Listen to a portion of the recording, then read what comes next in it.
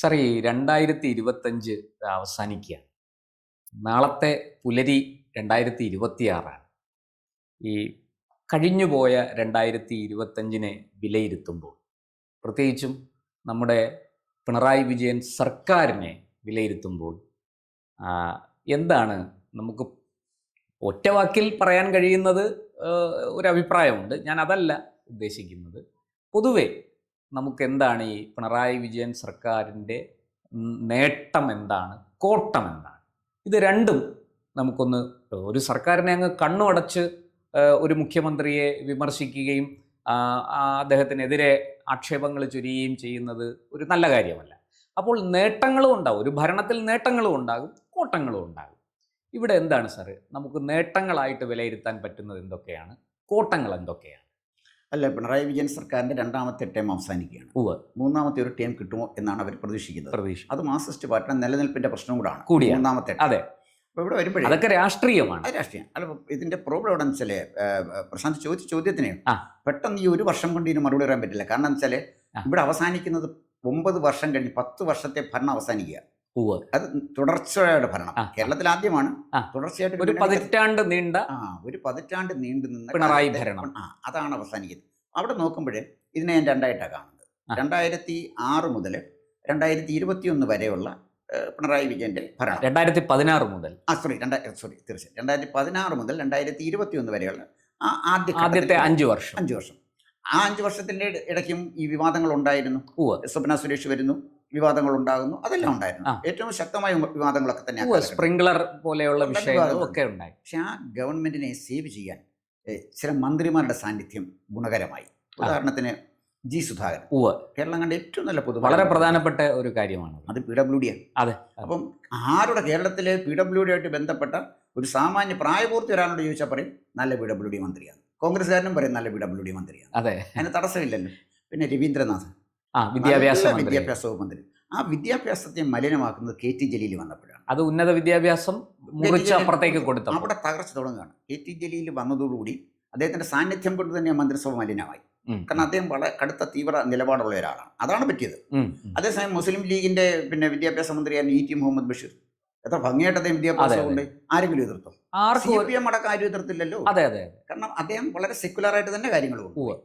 CH Muhammad എത്ര കാലം ഇരുന്നിരുന്നു? അതൊന്നും പ്രശ്നമായില്ല. ഇതേ കേരളം ഈ വിദ്യാഭ്യാസ വകുപ്പ് ഭരിച്ചതിൽ ഏറ്റവും മോശമായ മന്ത്രിമാരൊന്ന് അബ്ദുൾ റബ്ബും മറ്റൊന്ന് KT ജലീലുമാണ്. അപ്പോൾ ജലീലിന്റെ സാന്നിധ്യം ഇടതുപക്ഷത്തിൽ വന്നപ്പോൾ ഇടതുപക്ഷത്തിനെ ആകെ അത് പ്രതികൂലമായി ബാധിച്ചു. ഈ KT ജലീലിന്റെ സാന്നിധ്യം തന്നെ. പിന്നുണ്ടായിരുന്നത് ശൈലജ ടീച്ചറായിരുന്നു. അവർ താരതമ്യേനെ നല്ലൊരു ആരോഗ്യമന്ത്രിയായിരുന്നു. അവരെ അവരുടെ വകുപ്പ് അവർ ഭംഗിയായിട്ട് കൊണ്ടുപോയി വളരെ പോപ്പുലറായി. പിന്നെ മാധ്യമങ്ങളൊക്കെ പ്രൊജക്റ്റ് ചെയ്താണെങ്കിൽ പോലും ടീച്ചറമ്മ അതായത് എന്നൊക്കെ പറഞ്ഞ് പ്രചരണമൊക്കെ കൊടുത്തെങ്കിലും ആരോഗ്യവകുപ്പ് വലിയ കുഴപ്പമില്ലാതെ പോയി. PK ശ്രീമതി ടീച്ചറിന്റെ സമയത്താണ് ആരോഗ്യവകുപ്പിൽ അടിസ്ഥാനപരമായ ചില മാറ്റങ്ങൾ നമുക്കത് മറക്കാനൊക്കെ. 2006-2011 കാലത്ത് ശ്രീമതി ടീച്ചറിന് ശരിക്കും അർഹിക്കുന്ന പ്രാധാന്യം കേരളം കൊടുത്തില്ല. ആരോഗ്യവകുപ്പിൽ മൗലികമായ മാറ്റങ്ങൾക്ക് തുടക്കം കുറിക്കുന്നത് ശ്രീമതി ടീച്ചറാണ്. അതിന്റെ ക്രെഡിറ്റ് ശ്രീമതി ടീച്ചറിന് കിട്ടിയില്ല. അതാ സത്യം.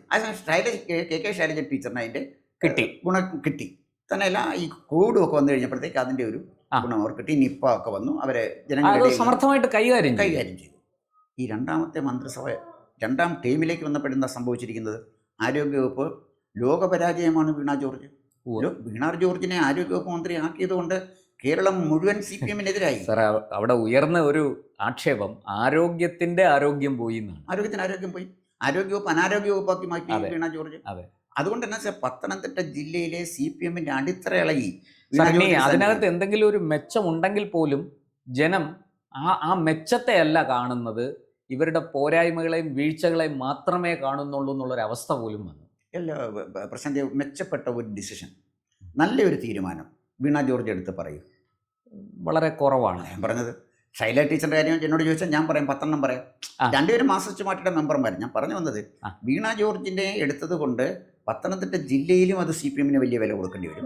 കേരളത്തിൽ പൊതുവെ മോശമായ പ്രവർത്തിക്കാൻ കഴിവില്ലാത്ത ഒരു ആരോഗ്യമന്ത്രി പിന്നെ വീണ ജോർജ് എന്നത് അതിന്റെ ഒരു വലിയ ബാധ്യതയാണ്. ഒരർത്ഥത്തിൽ പറഞ്ഞാൽ സാർ, കുറെ പിണറായി പുകഴ്ത്തലുകൾ അല്ലാതെ മറ്റൊന്നും ആ മന്ത്രി ചെയ്തില്ല എന്ന് പോലും ആക്ഷേപം കേട്ടിട്ടുണ്ട്. തീർച്ചയായിട്ടും കേരളം കണ്ട ഏറ്റവും പരാജയപ്പെട്ട ആരോഗ്യവകുപ്പ് മന്ത്രി വീണ ജോർജാണ്. പിന്നെ വന്ന് വിദ്യാഭ്യാസം ശിവൻകുട്ടി ഏൽപ്പിച്ചു. എത്ര പരിതാപകരമായ സ്ഥിതിയാണ് ഈ വിദ്യാഭ്യാസ വകുപ്പ് ഏൽപ്പിച്ചത്. ഉം. അദ്ദേഹത്തിന് എന്താ ചെയ്യാൻ കഴിഞ്ഞത്? ചുമ്മാ കടലാസിൽ എഴുതിക്കൊണ്ട് വന്ന് വായിക്കുന്നത് എന്നൊരു മന്ത്രിയുടെ ജോലി. അദ്ദേഹം ഒരു കടലാസിൽ എഴുതിക്കൊണ്ട് വന്നിട്ട് എന്തൊക്കെയോ പറഞ്ഞു പോകുന്നു. അതിനപ്പുറം പിന്നെ പക്ഷെ സാർ ഒരു സംശയമാണ് ഞാൻ അവിടെ ചോദിക്കുന്നത്. ഈ ഉന്നത വിദ്യാഭ്യാസ മന്ത്രി ആർ ബിന്ദുവിനെയും പൊതുവിദ്യാഭ്യാസ മന്ത്രി ശിവൻകുട്ടിയെയും തമ്മിലൊന്ന് താരതമ്യം ചെയ്ത് നോക്കിയാൽ ശിവൻകുട്ടിയല്ലേ കുറെ കൂടെ ഭേദം? ശിവൻകുട്ടി ഒരു പൊളിറ്റിക്കൽ ലീഡർ എന്നുള്ള നിലയിൽ ആ. സമർത്ഥനായ രാഷ്ട്രീയ നേതാവാണ്. ആ. അടിത്തടയൊക്കെ പഠിച്ചു വന്ന ആളാണ്. ആ. അതിൻ്റെ കാരണം എന്ന് വെച്ചാൽ തിരുവനന്തപുരത്ത് ഒരു ഘട്ടത്തിൽ ഈ കുടിവെള്ളം മുടങ്ങി ഉവ്വ്. പട്ടണത്തിൽ. ഉം. റോഷി ഹേസൻമെൻ്റ് ഒരു മന്ത്രിയുണ്ട്. അങ്ങേര് കുടിവെള്ളം മുടങ്ങിയപ്പോൾ ഇവിടെ പോയി നിറഞ്ഞുകൂടാ. മന്ത്രി എനിക്ക് മന്ത്രിയുടെ ഔദ്യോഗിക വസതി കട്ടിക്കെല്ലാം കണ്ട് കയറിയിരുന്നത് തോന്നുന്നു. അപ്പോൾ തന്നെ ശിവൻകുട്ടി ഫീൽഡിൽ വന്നു. ആ. എഞ്ചിനീയർമാരെ വിളിച്ചു. ഉം. മിനിറ്റിനകം കാര്യം പരിഹരിക്കാൻ പറഞ്ഞു. അത് അതൊരു ശിവൻകുട്ടിയുടെ ഒരു നേതാവിൻ്റെ യോഗ്യത. ഒരു അഡ്മിനിസ്ട്രേറ്റീവ് മെച്ചമല്ലെങ്കിലും ഒരു രാഷ്ട്രീയ നേതാവിന്റെ മെയ്വഴക്കം വഴക്കം അവിടെ അത് കാണിച്ചു. ആ. പക്ഷേ പൊതുവിദ്യാഭ്യാസത്തിന് ശിവൻകുട്ടിയുടെ സംഭാവന കാര്യമായിട്ടൊന്നുമില്ല. ഉം. ഞാനതാ പറഞ്ഞത്, പൊതുവിദ്യാഭ്യാസ വകുപ്പിന് അതിന് മുമ്പിരുന്ന മന്ത്രിമാരുമായിട്ടില്ല ടച്ച്. അതെ, രവീന്ദ്രനാഥ്. താരതമ്യം ചെയ്യേണ്ടത് പ്രൊഫസർ രവീന്ദ്രനാഥ്. കെ എൻ രവീന്ദ്രനാഥുമായിട്ട് ശിവൻകുട്ടി എവിടെ നിൽക്കുന്നത്? ഉം. ഞാൻ പറഞ്ഞ ഒരാളുടെ രണ്ട് വശമാണ് പറഞ്ഞത്. ഉം. കുടിവെള്ളം മുട്ടിയപ്പോൾ ഒരു രാഷ്ട്രീയക്കാരനായിട്ട് ശിവൻകുട്ടി ഇറങ്ങി. നമ്മുടെ ജലസേചന വകുപ്പ് മന്ത്രി പരിപൂർണ്ണ പരാജയമായി പോയി. ഇപ്പോഴും പരാജയമാണ്. അവിടെ കൈക്കൂലി എല്ലാ ദുർഗന്ധവും നടക്കുന്നുമില്ല, പരാജയമാണ്. പക്ഷേ അവിടേക്ക് ശിവൻകുട്ടി വന്ന് ആക്ട് ചെയ്തില്ലായിരുന്നെങ്കിൽ അന്നും തിരുവനന്തപുരത്തുകാർക്ക് വെള്ളം കിട്ടത്തില്ല. ഈ ജലസേചന വകുപ്പ് മന്ത്രി എന്തെങ്കിലും ചെയ്ത് കിട്ടത്തില്ലായിരുന്നു. ശിവൻകുട്ടി ഉള്ളതുകൊണ്ടാണ് ആ പ്രശ്നം പരിഹരിച്ചത്. പിന്നെ ആർ ബിന്ദു, ഞാൻ ഒരു ഉന്നത വിദ്യാഭ്യാസ രംഗത്ത് 30 വർഷം പ്രവർത്തിച്ച ആൾ കൂടിയാണ്. എനിക്ക് വളരെ സഹതാപമാണ് ഈ ബിന്ദു എന്ന് പറയുന്ന മന്ത്രിയോട് തോന്നുന്നത്. ഒരിക്കലും ഒരു കാരണവശാലും ബിന്ദുവിനെ ഉന്നത വിദ്യാഭ്യാസ വകുപ്പ് ഏൽപ്പിക്കാൻ പാടില്ലായിരുന്നു. അതാണ് എൻ്റെ അഭിപ്രായം. പിന്നെ നമ്മുടെ ഇദ്ദേഹത്തിൻ്റെ വിജയരാഘവൻ്റെ ഭാര്യ എന്നുള്ള നിലയിൽ കൊടുത്തതായിരിക്കാം. പക്ഷേ കഴിവാണ് നമ്മൾ പരിഗണിക്കുന്നതെങ്കിൽ ബിന്ദു വളരെ മോശം മന്ത്രിയാണ്, ഒരു കഴിവില്ലാത്ത മന്ത്രിയാണ്. പിന്നെ CPIയുടെ മന്ത്രിമാരെക്കുറിച്ചൊന്നും ഞാൻ പറയുന്നില്ല. പിന്നെ ശശീന്ദ്രൻ ഒരു മന്ത്രിയുണ്ട്. ഒരു പ്രയോജനം, വാർദ്ധക്യ സഹജമായ എല്ലാ പ്രശ്നവും അദ്ദേഹത്തിനുണ്ട്. അദ്ദേഹം അടുത്തും പറ്റി വീട്ടിൽ പോകേണ്ട കാലം കഴിഞ്ഞു. എന്തൊക്കെയോ പറഞ്ഞു വനം വകുപ്പായിരിക്കും ഇനിയും മത്സരിക്കാൻ തയ്യാറായിട്ട് നിൽക്കുകയാണ്. വനം വകുപ്പ് നല്ലത്. കാട്ടിൽ നിന്ന് കിട്ടുന്ന ഏതെങ്കിലും ഒരു സാധനത്തിനെ പിടിച്ചുകൊണ്ട് ആ കന്ത്രിയുടെ കസേര ഇരുത്തിയാൽ ശശീന്ദ്രനെ കാട്ടി നന്നായിട്ട് പ്രവർത്തിക്കും. എന്തിനാണ് ശശീന്ദ്രനെ പിടിച്ച് അവിടെ ഇരുത്തിയിരിക്കുന്നത്? വളരെ മോശം മന്ത്രിയല്ലേ. CPIയുടെ 4 മന്ത്രിമാരും പരാജയമാണ്. Not up to the mark. ഒന്നുമല്ല. CPI മന്ത്രിമാരിൽ നിന്ന് പ്രതീക്ഷിച്ചത്ര വിധത്തിൽ ഉയരാൻ അവർക്ക് കഴിഞ്ഞില്ല. അപ്പം ഞാൻ പറഞ്ഞു വരുന്നത്, ഈ മന്ത്രിസഭയിൽ നല്ല മന്ത്രിമാരില്ല. അവർക്ക് വകുപ്പ് കൊടുത്തില്ലേ? രവീന്ദ്രനാഥിന് വകുപ്പ് കൊടുത്ത പോലെ തന്നെയല്ലേ പിണറായി വിജയൻ ശിവൻകുട്ടിക്ക് വകുപ്പ് കൊടുത്തത്? അത് മെച്ചപ്പെടുത്തി നടത്തേണ്ടത് അദ്ദേഹമല്ലേ? അത് ചെയ്തില്ലല്ലോ. പൊതുമരാമത്ത് റിയാസിന് കൊടുത്തു. റിയാസിന് ഒരുപാട് കാര്യം ചെയ്യാമായിരുന്നു. കാരണം മുഖ്യമന്ത്രിയുടെ മരുമകൻ കൂടിയാണ്. ഒരുപാട് കാര്യങ്ങൾ ചെയ്യാൻ റിയാസിനൊന്നും ചെയ്യാൻ പറ്റിയില്ല. അപ്പോൾ ഇവിടെ ആരോഗ്യവകുപ്പ്, പൊതുമരാമത്ത് വകുപ്പ്, കൃഷി വകുപ്പ്, ഇവർ പലരും ഫ്ലെക്സ് വെക്കുന്നതിൽ വലിയ മിടുക്കരാണ്. നാടെങ്ങും ഫ്ലെക്സുകൾ വെച്ചു എന്നുള്ളതാണ്. അല്ല, ഈ ഫ്ലെക്സ് കാണുന്ന ജനത്തിന് ഇവരോട് തോന്നുന്നത് എന്താണ്?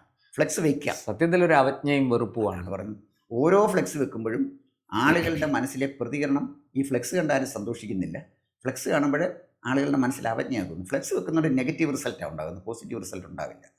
പക്ഷേ ഇത് ഒരു വശം. പക്ഷെ പിണറായി വിജയൻ്റെ ഒരു കോൺട്രിബ്യൂഷൻ ഞാൻ കാണുന്നത്, പിണറായി വിജയൻ എന്ന് പറയുന്ന ഒരു മുഖ്യമന്ത്രി ഉള്ളത് കൊണ്ടാണ് നമുക്ക് ഈ ഗ്യാസ് പൈപ്പ് ലൈൻ തീർന്നത് കിട്ടിയത്. 2005 ഗുജറാത്തിൽ ഈ പൈപ്പ് ലൈൻ തീർന്നതാണ്. ഇവരെല്ലാവരും മോഡിയെ കാണാൻ പോകുന്ന വലിയ കുഴപ്പമാണെന്ന്. കേരളത്തിലെ മുഖ്യമന്ത്രി പിന്നെ ഇന്ത്യൻ പ്രധാനമന്ത്രിയെ കാണാതിരിക്കാൻ ഒക്കൂ?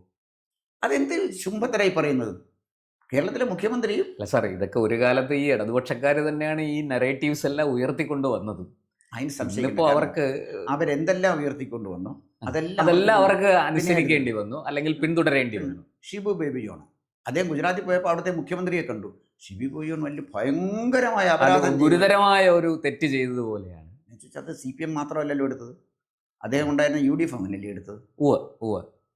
അവസാനം ഉമ്മൻചാണ്ടി പോലും അതിനകത്തൊരു ക്ഷമ പറയുന്ന ഒരു സാഹചര്യത്തിലേക്ക് എത്തി. എന്തിന്? അതാണ് ചോദിക്കുന്നത്. ഉമ്മൻചാണ്ടി ഇവിടെ പറയേണ്ടത് ഷിബു ബേബി ജോൺ പോയി പിന്നെ നരേന്ദ്രമോദി എന്ന് പറയുന്ന മുഖ്യമന്ത്രിയെ കണ്ട കുഴപ്പം എന്താണ് എന്ന് UDF ചോദിച്ചില്ലല്ലോ. അത് ചോദിച്ചില്ല. ആ കൾച്ചർ ഉണ്ടാക്കിയത് LDF തന്നെ അല്ലല്ലോ. UDFനും അതിനകത്ത് പങ്കാളിത്തം ഉണ്ട്. അതുകൊണ്ട് LDFനെ മാത്രമായിട്ട് നമുക്ക് പറയാൻ പറ്റില്ല എന്ന് പറഞ്ഞു. പിന്നെ വന്ന ഒരു പ്രശ്നം വെച്ചാൽ നമ്മുടെ ഈ നാഷണൽ ഹൈവേ, ഇപ്പം നാഷണൽ ഹൈവേയിൽ ചില സ്ഥലത്ത് DPRൽ ചില തകരാറുകളുണ്ടായി. ചിലയിടത്ത് റോഡ് ഇടിഞ്ഞു വീഴുന്നുണ്ട്, ചില പ്രശ്നങ്ങളുണ്ട്. അതിന് മുഖ്യമന്ത്രി എന്ത് ഉത്തരവാദിത്തം ചെയ്യാനൊക്കെ? DPR ഉണ്ടാക്കിയത് മുഖ്യമന്ത്രിയാണ്. മുഖ്യമന്ത്രിക്ക് എന്ത് റോളാണ് ഇതുള്ളത്? കേരളത്തിലെ സ്ഥലം എടുത്തു കൊടുക്കുന്നത് കഴിഞ്ഞാൽ കേരളത്തിലെ ഗവൺമെൻറ്റിന് യാതൊരു കാര്യമില്ല.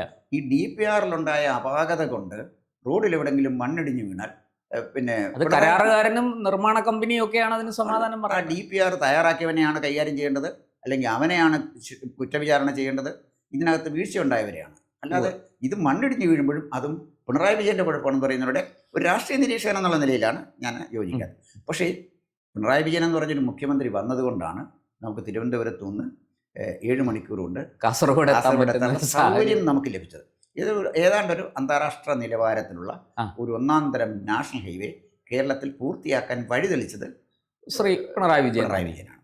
പിന്നെ പിണറായി വിജയനെ ഞാൻ കാണുന്ന ഒരു കാര്യം, പിണറായി വിജയൻ്റെ പൊളിറ്റിക്സ് ഉണ്ട്. അതേസമയം നമ്മുടെ സ്റ്റേറ്റിൻ്റെ കാര്യത്തിന് വേണ്ടി അദ്ദേഹം സ്വീകരിക്കുന്ന സമീപനം നോക്കിയാൽ PMC നല്ലൊരു പദ്ധതിയായിരുന്നു.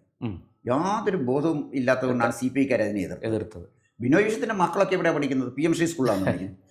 ബിനോയ് വിശ്വത്തിൻ്റെ മക്കളൊക്കെ നല്ല ഒന്നാന്തരം ഇന്റർനാഷണൽ സ്കൂളുകളിലാണ് പഠിക്കുന്നത്. അതെ, വിദേശത്ത് പഠിക്കുക. എന്നിട്ട് ഇവിടെ സർക്കാർ സ്കൂളിൽ അന്തർദേശീയ സൗകര്യം ഏർപ്പെടുന്നതിന് എതിർക്കുന്നു. ഈ CPI ഈ പിന്നെ മന്ത്രിസഭയിൽ നിന്നോ ഈ ഗവൺമെന്റിൽ നിന്നോ ഒഴിവാക്കിയിരുന്നെങ്കിൽ CPM കുറച്ചുകൂടെ കംഫർട്ടബിൾ ആയിട്ട് ഭരിക്കാമായിരുന്നു എനിക്ക് തോന്നുന്നത്. എന്തിനാ CPI വെച്ചോണ്ടിരിക്കുന്നത്?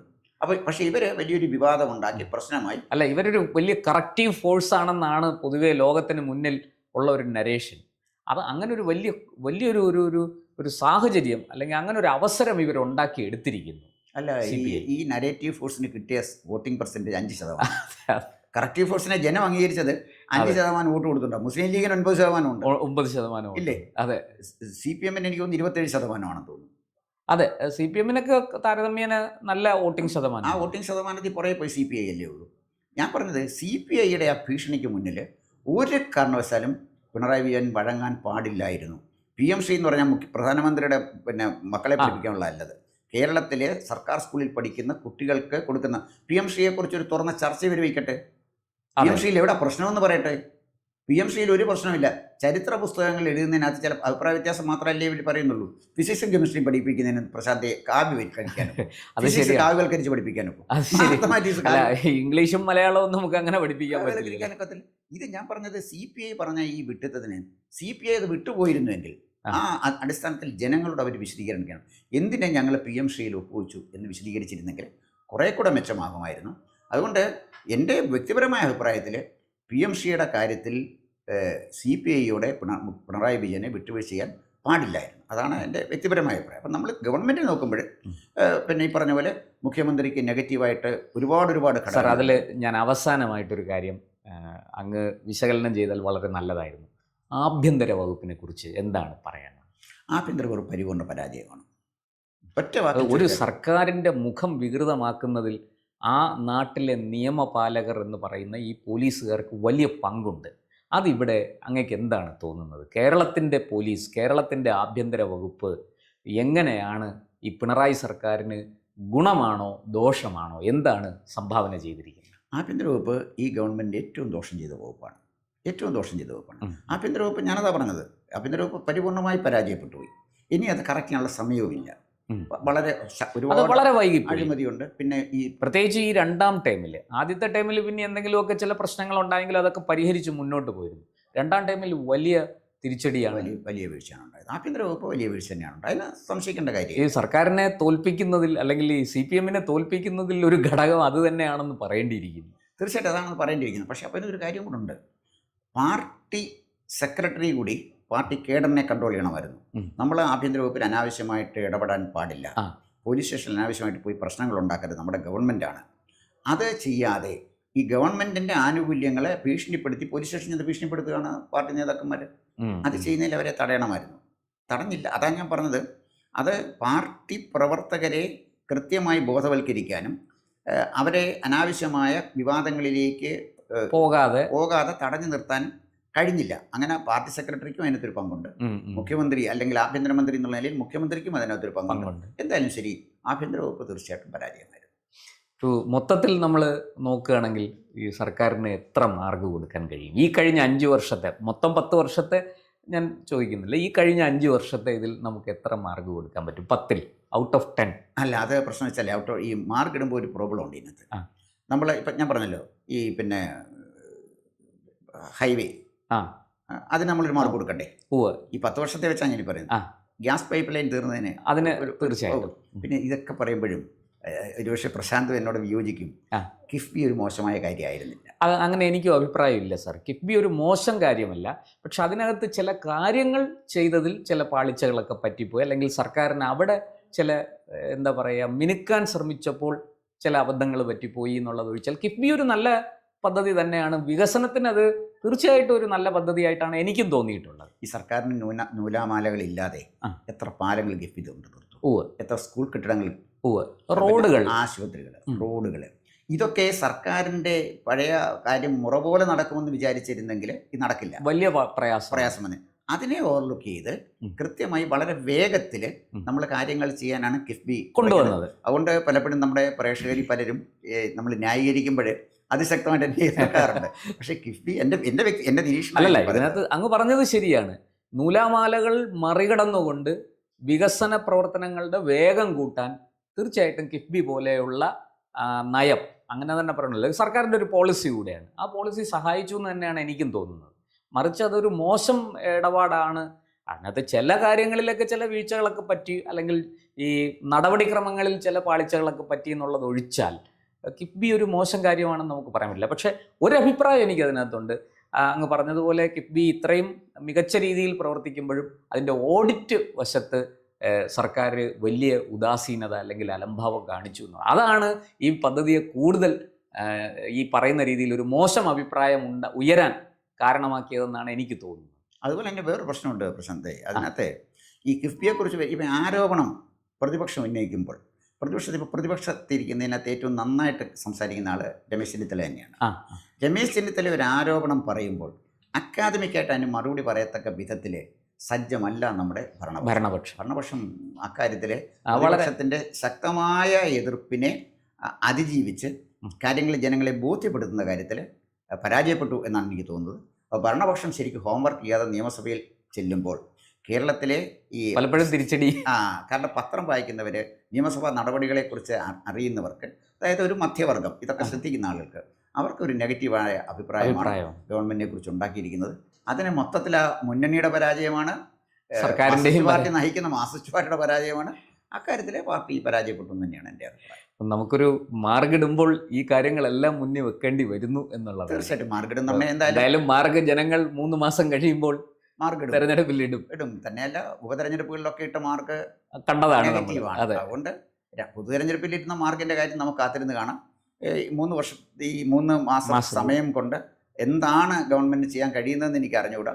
അത്ര പെട്ടെന്ന് ഒരു ഒറ്റമൂലി കൊണ്ട് പരിഹരിക്കാൻ കഴിയുന്ന പ്രശ്നം, ഒറ്റമൂലി കൊണ്ട് മാറുന്ന രോഗാവസ്ഥയല്ല കേരളം. അതുകൊണ്ട് കേരളത്തിലെ ദീർഘകാലമായ ചികിത്സ വേണ്ടി വരുന്ന തരത്തിൽ നമ്മുടെ സാമ്പത്തിക രംഗം വളരെയധികം ദുർബലമായി കഴിഞ്ഞിരിക്കുന്നു. അതിനെ പെട്ടെന്ന് പരിഹരിക്കാൻ എങ്ങനെ ഗവൺമെന്റ് കഴിയുമെന്ന് നമ്മൾ കാത്തിരുന്ന് കാണണം. 3 മാസം കൊണ്ട് എന്തായാലും ഒരു കാര്യം വ്യക്തമാണ്, അത്ഭുതങ്ങളൊന്നും സൃഷ്ടിക്കാൻ പോകുന്നില്ല. തീർച്ചയായിട്ടും നമുക്ക് കാത്തിരിക്കാം. നന്ദി. കൂടുതൽ വാർത്തകളും വിശേഷങ്ങളും നേരിട്ട് ലഭിക്കാൻ ജനങ്ങളിൽ നിന്ന് ജനങ്ങളിലേക്ക് ജനഭൂമി ന്യൂസ് സബ്സ്ക്രൈബ് ചെയ്യൂ.